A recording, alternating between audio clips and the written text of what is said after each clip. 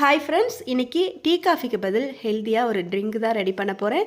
இது கோதுமை மாவு வச்சு தான் ரெடி பண்ண போகிறேன்.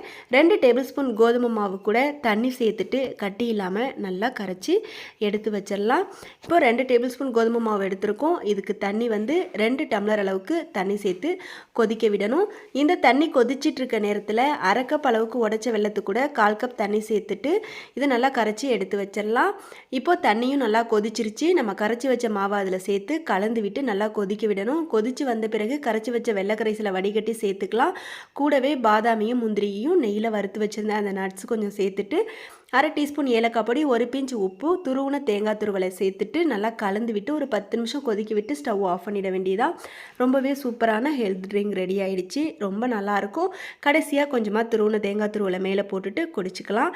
ட்ரை பண்ணி பாருங்கள். வீடியோ பிடிச்சிருந்தா லைக் பண்ணுங்கள். நன்றி, வணக்கம்.